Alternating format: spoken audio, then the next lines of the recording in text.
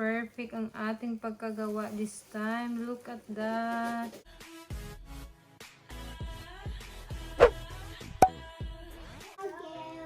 So, hi guys! So, today magluluto tayo ng ating paboritong homemade pandesal. So, before that one, shout out pala kay Madam Lips kasi I'm gonna make this video for her as well and also to my cousin.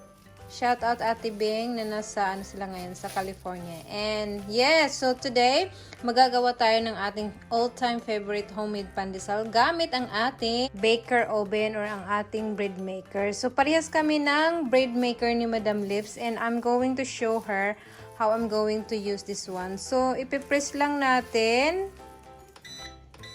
yung red dots na sa dough. Ayan, nasa dough na siya, madam. And then, ilalagay na natin yung mga lahat ng ingredients. So, let's get started. So, first natin ilagay ang ating harina. So ayan. So, may ako ngayon, helpers. No, I need to wear gloves. Okay. You need to wear gloves? Yes. Gusto nyo rin daw mag-wear ng gloves. So, ayan. Lalagay ko muna yung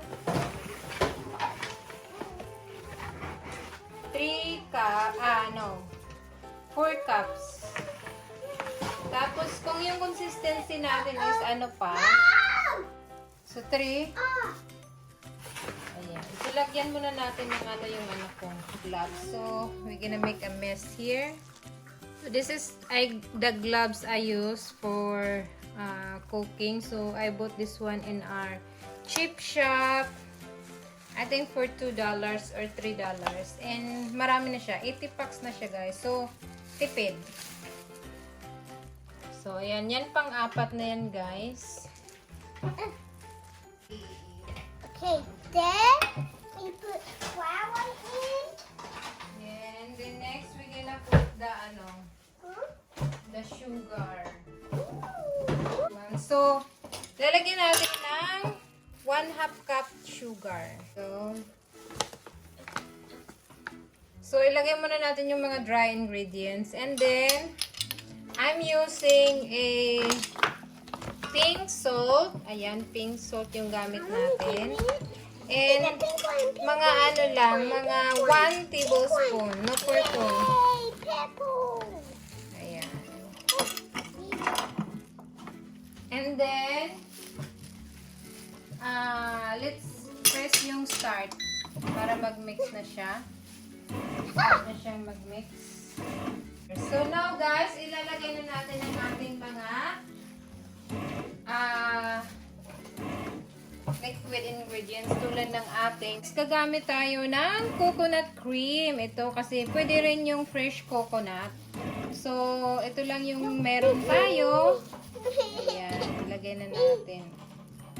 Because it's alright because it's gonna be very messy. Ayan. And then, yung ating butter. So, imbis na cooking oil, pwede rin. Ang gagamitin ko is kunting, melted butter. So, gagamit tayo ng siguro mga lang. Ayan, 1. Ayan, 2. Ayan, 2 tablespoon. 2 tablespoon of butter.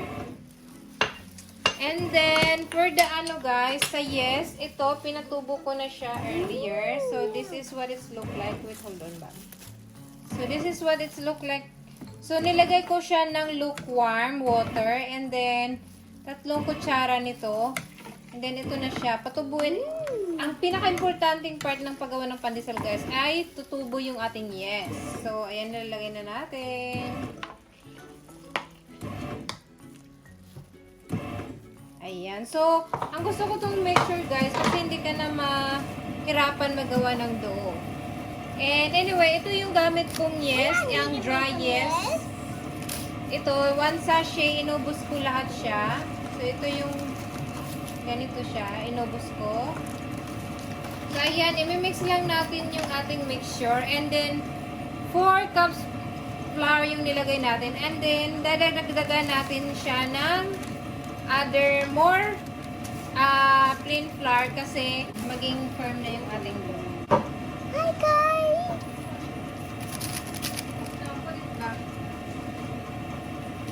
So, ayan. So, aanuin lang natin siya na ma-mix siya lahat.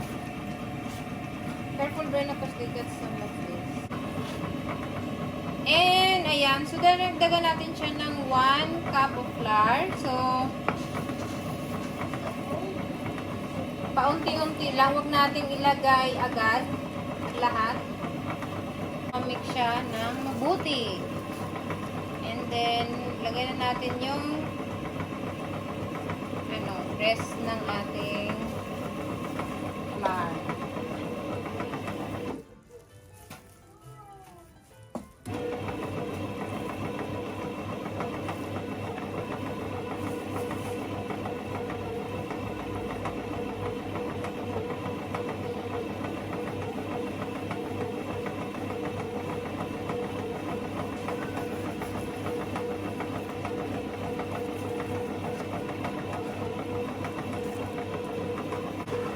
Bali lahat yung nilagay nating plain flour is 5.5 cups.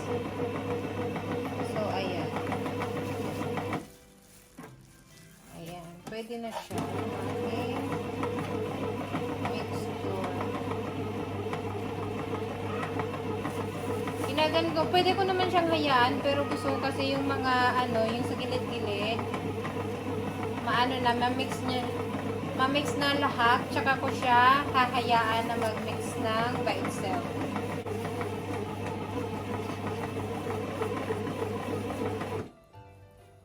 Ayan. So, pwede na nating hayaan na mag-mix siya by itself. So, yan ko lang ito. Kasi sayang, di ba? Sayang. Ano na rin yan? So, ayan. So, tatakpan lang natin siya. So, hayaan lang natin siyang mag-mix. Siguro mga 20 to 30 minutes. So, guys, ayan. Pinaris ko siya ng other 30 minutes. So, 30 minutes ko siyang hinayaan mag-mix itself. And then, ito na yung ating dough. So, ayan na. So, nag-fluff na siya, diba? Tumubo na siya. So, ayan, ililipat na natin siya sa ating sangkalan. So, lagyan muna natin ng flour. Ayan, super dami. Super na siya, tumubo. So, ayan, this is the messy part.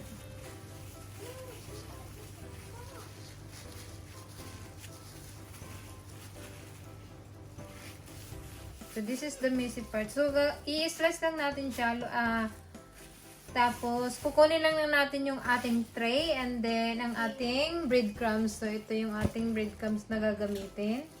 So, guys, while waiting, i-ano na natin yung ating oven. So, I put in pan bake. Ayan. And then, ipo-full muna natin kahit maximum para uminit siya. So, para ready ng ating oven. Pag ma-ready ng ating pandesal mixture.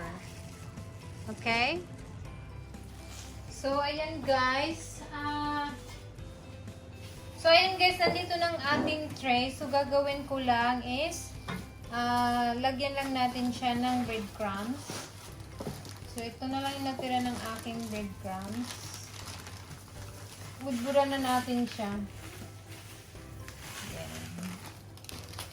You can see guys, naka-jacket tayo ngayon.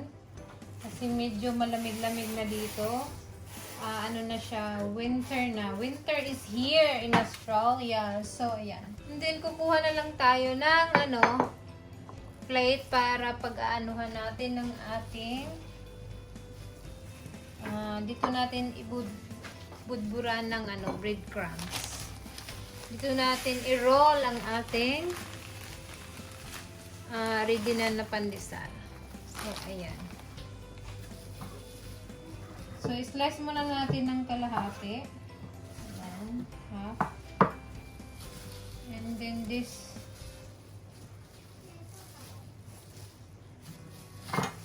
Pag ganon. So, So, okay lang yan mag messy. Messy. This is the messy part. And then half. And then half ulit. And then half.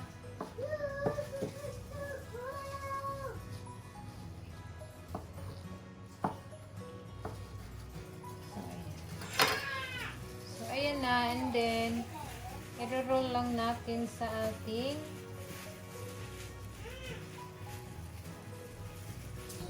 and then yung paglagay ko guys is pag ganun siya, hindi siya, di ba yung pag-hot natin. Ito yung sa may slice. Yan, pag ganyan. And then budburan. Ito, pag ganyan. So, wala namang kung anong gusto nyo, kung anong type nyo paglagay ng inyong pandesal. Nasa sa inyo na yon.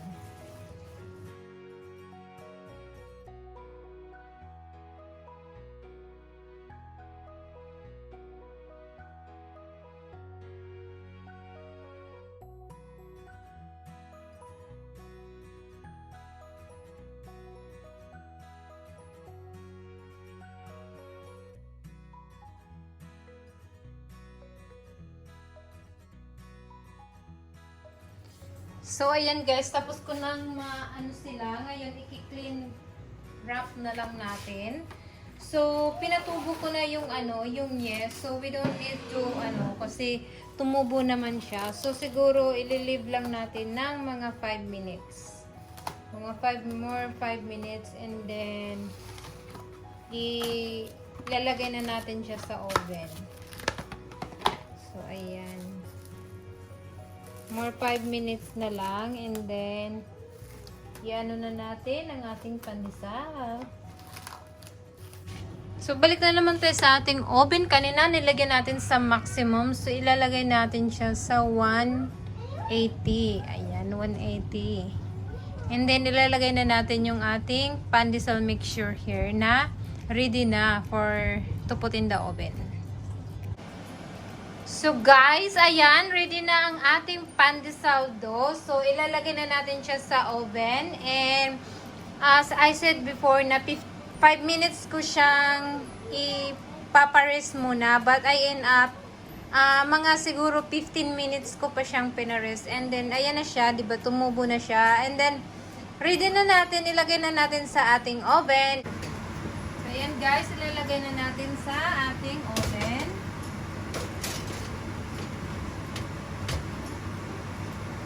And then, isisit lang natin siguro ng mga 30 minutes. So, ayan guys, ilalagay lang natin siya ng 30 minutes and in 180 degrees Celsius. And ayan, nasa na ang ating pandesal. And then, mamaya, i-check natin kung luto na ang ating pandesal after 30 minutes.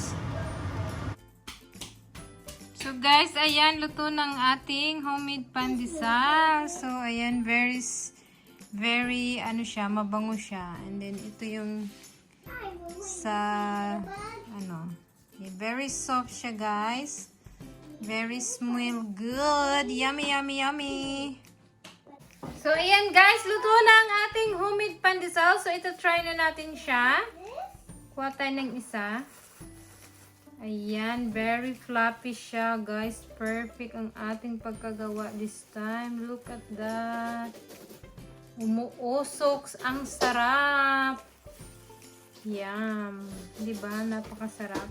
Tikman natin.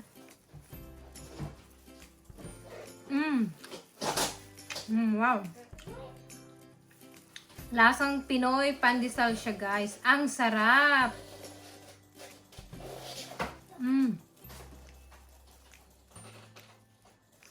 Napakasarap. Perfect ang pagkaluto natin today. So, ayan. Enjoy our homemade pandesal. Super delicious and yummy. So, thanks for watching, guys. Hopefully, may natutunan kayo sa paggawa ng ating homemade pandesal for today. And don't forget to like and share and subscribe to my YouTube channel for more videos. Salamat kaayo! Babus! Sa sunod na sad nato nga video guys, unsa na sad atong lutuon. Comment down below guys kung ano ang gusto nyong i-request sa sunod nating pagluluto, anong mga gusto nyong Filipino food ang gusto nyong lutuin. So, ayan, ang sarap-sarap guys. Grabe, very floppy. Sige. See ya guys kasi magtimpla ako ng Milo at magkakape na tayo. See ya guys! Bye!